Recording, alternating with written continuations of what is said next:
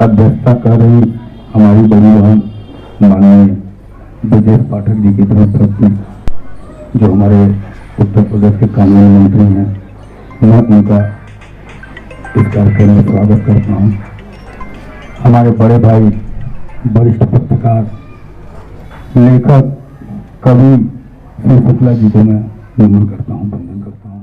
राजेश मणि त्रिपाठी जी ने बताया कि शोक सभा का आयोजन नियर पार्क के पास में किया गया था, जहां पर अवैध कब्जा काफी सालों से लगातार चला आ रहा है, लेकिन इस पर किसी की भी निगाह अभी तक नहीं पड़ी है। शासन और प्रशासन भी अभी तक इस पर कोई एक्शन नहीं लिया है, जिसकी वजह से इन्हें काफी परेशानियों का सामना करना पड़ा। वहां के कुछ सामाजिक लोगों ने इस शोक सभा को बंद कर दिया और बंद करने के बाद इन लोगों को अपने घर पर इस शोक सभा का आयोजन करना पड़ा।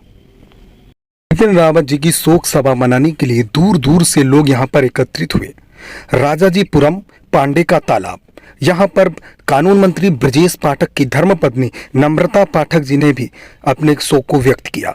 साथ में राजेश मणि त्रिपाठी और अरुणेश मिश्रा, नितिन सेंगर जी ने यहां पर भावपूर्ण श्रद्धांजलि दी।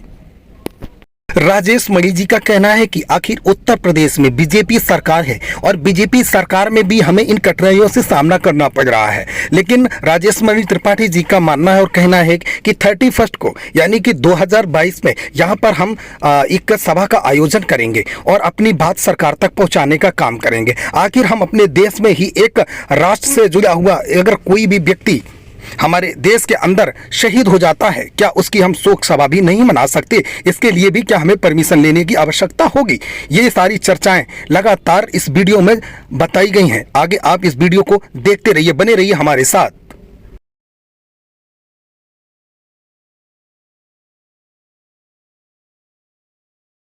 बिपिन रावत अमर रहे, बिपिन रावत अमर रहे। वंदे मातरम, वंदे मातरम, वंदे मातरम, वंदे मातरम, वंदे मातरम।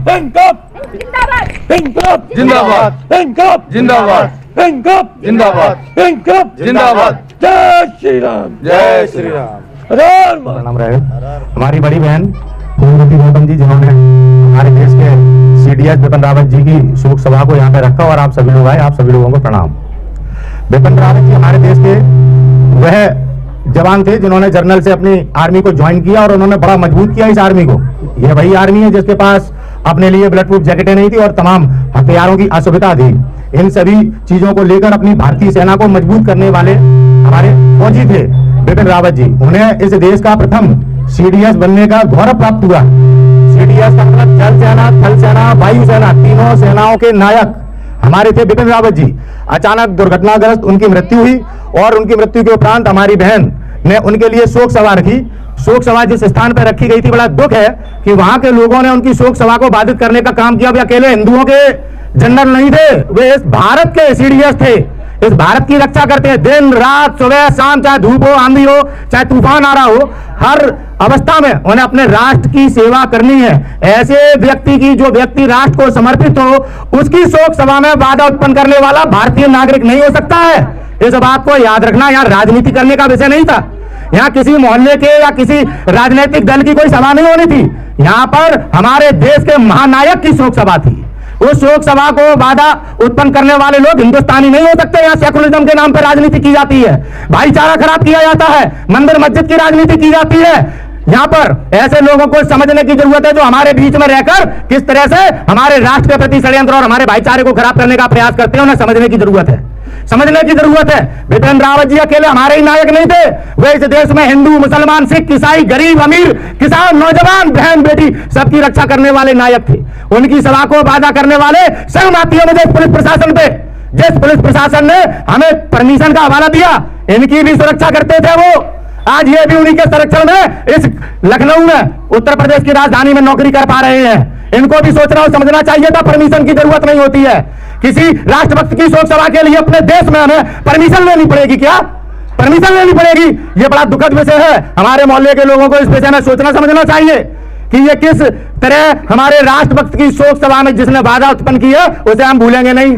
ये हमारा व्यक्तिगत मामला होता, उसे हम भूल जाते, लेकिन एक राष्ट्रभक्त जिन्होंने अपना पूरा जीवन इस देश की सेवा में समर्पित किया हो, और ऐसे व्यक्ति के शोक सभा को बाधित करने वाले व्यक्ति को हम माफ नहीं करेंगे। यह ना हमारे भारत की सभ्यता है, ना ही हमारे भारत के संस्कार है। देवोतिथि भाव वाले लोग हैं हम। और किस तरह से आज हमारे ही लखनऊ में आदित्यनाथ योगी जी हमारे उत्तर प्रदेश के मुख्यमंत्री हैं, तमाम बड़ी बड़ी बातें करते हैं। आज उनकी नाक के नीचे हमारे राष्ट्र के सपूत की आज हम शोक सभा करने जा रहे हैं, और पुलिस डिपार्टमेंट कहता है परमिशन नहीं है। इससे बड़ा दुखद विषय नहीं होगा। मंच पर खड़े होकर बातें करना आसान है, मंच पर खड़े होकर बातें करना आसान है, लालच देना आसान है, लेकिन वास्तविकता में राष्ट्रभक्ति क्या है आज हम देख रहे हैं। आदित्यनाथ योगी जी की सरकार में आज हमें हमारे बिपिन रावत जी की शोक सभा को नहीं करने दिया गया, नहीं करने दिया गया। ये इससे बड़ा निंदनीय और हमारे लिए और आपके लिए कुछ नहीं हो सकता। उनकी पत्नी भी उनके साथ इस दुर्घटना में मृत्यु को प्राप्त हो गई, और थे उनके साथ 13 लोग जो मृत्यु को प्राप्त हुए। एक व्यक्ति केवल बचा है, एक व्यक्ति केवल बचा। इतनी बड़ी दुर्घटना थी, और उस दुर्घटना पर शोक व्यक्त करने के लिए हमारी बहन ने इस शोक सभा को आयोजित किया था। पता नहीं कौन वो लोग हैं आप लोगों के इस मोहल्ले में जिन लोगों ने हमारे इस प्रोग्राम को बाधित करने का कार्य किया। यह बड़ा दुखद और निंदनीय है। इस बात को सदैव याद रखना आप सभी लोग, आप लोगों के बीच की बात है, आप सभी लोगों के बीच की बात है, भूल जाने वाली बात नहीं है। हमें बड़ा दुख है कि आज हमारे देश के महानायक बिपिन रावत जी की शोक सभा को बाधित करने का काम किया गया है। अपनी बात हमें आपसे यही रखनी थी, हमने रख दी है। जय हिंद, भारत माता की जय। आज का यह कार्यक्रम हमारी एक बहन ने आयोजित किया था, जिसके प्रथम में श्री बिपिन रावत जी को श्रद्धांजलि देना था, और दूसरे में मानवाधिकार को लेकर लोगों के बीच चर्चा करनी थी। लेकिन अभी मैंने जैसा कि यहाँ बीच में मैं सुन पा रहा हूँ कि कोई पार्क से जुड़ा हुआ भी आपके पास में कोई मामला है, वहाँ पर आप गए थे श्रद्धांजलि के लिए, पर वहाँ पर आपको मना कर दिया गया। बहुत दुखद बात है कि हम पार्क में अपने राष्ट्र नेता, राष्ट्र पुरोधा का सम्मान नहीं कर सकते।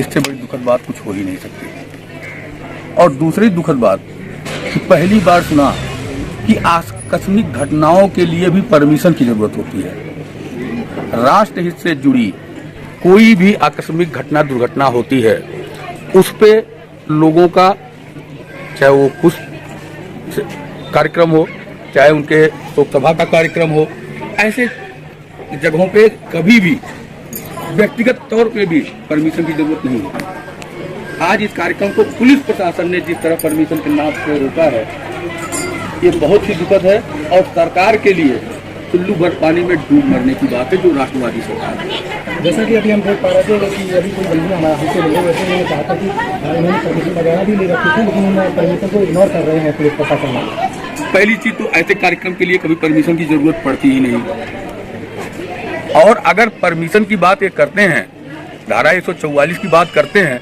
तो क्या घर में लाशें निकालने के लिए भी परमिशन की जरूरत क्या इस सरकार में लेनी पड़ेगी? हिंदू शव यात्रा निकालता है, उसके लिए भी सरकार परमिशन मांगेगी हमसे? आज यह कार्यक्रम जो था, यह कार्यक्रम हमारे राष्ट्र के बहुत बड़े पुरोधा के लिए था, और उसके लिए परमिशन की बात करना बेहयाई के सिवा कुछ नहीं है। और एक चीज और कहना चाहता हूं कि जैसा कि अभी भाई साहब ने भी इस पे बताया कि बिपिन रावत जी केवल कुछ लोगों के ही नहीं थे, पूरे राष्ट्र के थे। वो जिहादी मानसिकता का व्यक्ति रहा हो, मुस्लिम रहा हो, ईसाई रहा हो, हिंदू रहा हो, दलित और सवर्ण रहा हो, कोई भी रहा हो, सबकी रक्षा के लिए तत्पर रहने वाले, पूरे देश की रक्षा के लिए सब कुछ कुर्बान करने वाले एक महान योद्धा का शोक दिवस था। और ऐसे समय में इस तरह कार्यक्रम को रोकना जिहादीपन के सिवा कुछ भी नहीं है। ये लोग कभी राष्ट्रभक्त नहीं हो सकते, ये हमेशा देश के लिए खतरा ही है। और सबसे अहम बात है, जो सबसे बड़ी राष्ट्रवादी पार्टी अपने को कहती है कांग्रेस, उसी के सभासद ने इस प्रोग्राम को रुकवाया।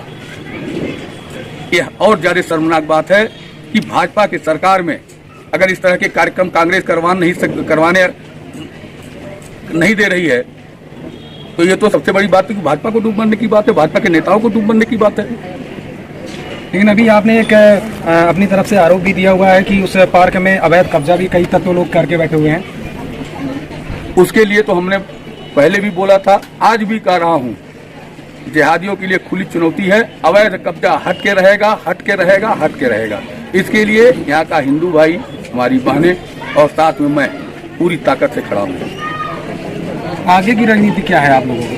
बहुत चंद दिनों में, जैसा कि आदेश भी है, अगर नहीं खाली कराया गया तो मैं खड़ा होकर खाली कराऊंगा। उसके बाद जो भी होगा शासन प्रशासन जाने। मतलब अभी मैंने देखा था कि कानून मंत्री की जो वाइफ आई थी ब्रजेश पाठक जी की, तो उनसे क्या आपकी वार्ता हुई, क्या चर्चा हुई, आगे का क्या प्रोसीजर चल रहा है? देखिए, कानूनी रूप से उन्होंने पूरा आश्वासन दिया है कि जो भी संभव होगा उसमें वो कार्रवाई कराएंगे। तो आप सभी ने हमारे साथ में राजेश मणि त्रिपाठी जी को सुना, और इनकी आखिर ऐसा कौन सा मुद्दा है जिस मुद्दे को लेकर आज ये लोग बैठे थे और श्रद्धांजलि माननीय स्वर्गीय श्री विपिन रावत जी की श्रद्धांजलि के लिए इन्होंने एक नियर बाय जो पार्क पड़ता है वहाँ पर गए। तो वहाँ पर पता चला कि वहाँ पर कई असामाजिक तत्वों ने वहाँ पर इनका बहिष्कार किया और मना किया, जिस वजह से इनको अपने घर पर ही ये एक छोटा सा प्रोग्राम रख के अपनी बात रखने का मौका प्राप्त हुआ। अभी मैं मैम से भी जानना चाहूँगा कि मैम आखिर क्या कुछ मामला है यहाँ? मामला यह है यहाँ पे कि ये एक सार्वजनिक पार्क है, सरकारी पार्क है, इसमें एक मजार बनी हुई है।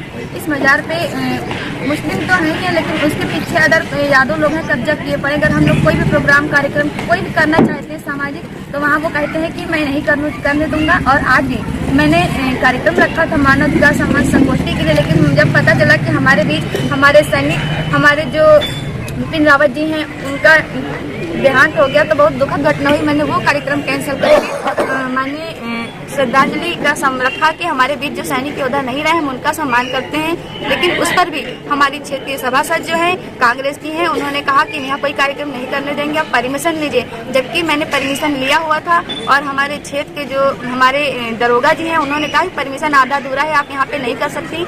मैंने तुरंत वहाँ से स्थगित कर अपने घर पे ऐसे ही छोटा टेम्परेरी कार्यक्रम किया। अपना उनके जो शहीद हुए हैं उनकी याद में मैंने अपने घर पे ही कार्यक्रम किया हुआ है। बड़े शर्म की बात है कि जब हमारे साथ, हमारे योद्धा के साथ हमारे ऐसे उसमें लोग राजनीति करते हैं तो बहुत गंदी बात है।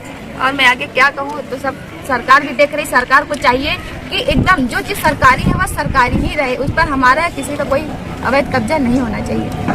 आपको बता दूं, और सबसे पहले मैं योगी सरकार से ये अपनी बात कहना चाहता हूँ कि जिस तरीके से यहाँ पर लोगों का आरोप है कि पार्क जो होता है ये सरकारी संपत्ति है, वहाँ पर हर किसी का अधिकार है, लेकिन वहाँ पर कोई अगर एक समाज अपने आप को वहाँ पर कोई भी चीज़ अपनी बनाए या रहे या कब्जा करे तो ये बहुत गलत बात है। मुझे लगता है इस पर सरकार को विशेष ध्यान देना चाहिए, क्योंकि चुनाव का समय है और इस पर आपको 110% ध्यान देना चाहिए। लेकिन यहाँ पर जैसा कि मैं अभी कहा है मणि त्रिपाठी जी ने कि अभी आगे की जो उनकी रणनीति है बहुत जल्द ही उस पर वो सख्त से सख्त कार्रवाई करके जो भी सभी जानना चाहूँगा। सर, अभी आपने हमने देखा कि यहाँ पर आप लोगों ने श्रद्धांजलि अर्पित की है, जो कि अपने एक निजी निवास पे, मैं देख पा रहा हूँ चारों तरफ से। नितिन भाई कहना चाहूँगा कि चारों तरफ दिखाएं, क्योंकि यहाँ पर देख रहा हूँ मैं छत के ऊपर आप लोगों ने अपना जो एक भाव था उसको आपने प्रकट किया और वहाँ पर आपको मना कर दिया गया। इसका क्या कारण है? क्या वो पार्क है सरकारी संपत्ति नहीं है या उन लोगों का ही अधिकार है? ये पार्क सरकारी संपत्ति ही है, और जब मैं आया तो वहाँ पर प्रोग्राम होने जा रहा था तो देखा कि वहाँ से प्रोग्राम हट करके यहाँ पर आया। जब मैं आया तो यहाँ पर अपने घर पर मैंने प्रोग्राम किया। तो ये जो हमारी समझ है, ऐसा नहीं होना चाहिए। ये कि कार्य हो रहा था, जो विपिन रावत जी थे उनको श्रद्धा समर्पित किया जा रहा था, तो ऐसे कार्यक्रम को हटाना चाहिए जी। तो आप सभी देख पा रहे हैं कि हम अपने ही भारत देश में रह करके अपने आप को, अगर मैं राष्ट्रवादी कहूँ तो हम आतंकवादी हो जाते हैं, हिंदू कहूँ तो आतंकवादी हो जाते हैं, अगर कोई राष्ट्र हित में काम करूँ तो आतंकवादी हो जाते हैं। लेकिन इसी भारत में मतलब जो लोग अवैधानिक जो कब्जा किए हैं, यानी कि अगर मैं बात करूं यहाँ के पार्क की, तो यहाँ के जो पार्क में अवैध जो कब्जा करके बैठे हैं, उन्होंने अपने बाप की संपत्ति को समझ रखा है, जिस वजह से आज इन तमाम सभी भाई बहनों को तकलीफों का सामना करना पड़ा है। आखिर बीजेपी सरकार जो मौजूद समय पर उत्तर प्रदेश में राज्य कर रही है, उसे सोचने की जरूरत है कि 2022 में अगर आप इस पर ध्यान नहीं देंगे और इस तरीके के जो कार्य हमारे उत्तर प्रदेश के अंदर हो रहे हैं, ये बहुत ही निंदनीय है। और मुझे लगता है कि बीजेपी सरकार में भी ऐसे अवैध कब्जे अगर रहेंगे तो शायद, मुझे विश्वास और भरोसा नहीं है कि मैं किसी भी सरकार में सुरक्षित रह पाऊंगा। तो इसलिए मैं अपील करना चाहता हूं कि सरकार और सारे जो भी यहाँ के प्रशासनिक अधिकारी हैं कि इस पर ज़्यादा से ज़्यादा कोशिश करें, यहाँ पर आकर के इसको देखें, समझें, इसका जो भी जैसा भी मामला है इसे सुलझाने का प्रयास करें। मैं अनु त्रिपाठी, जय हिंद, जय भारत।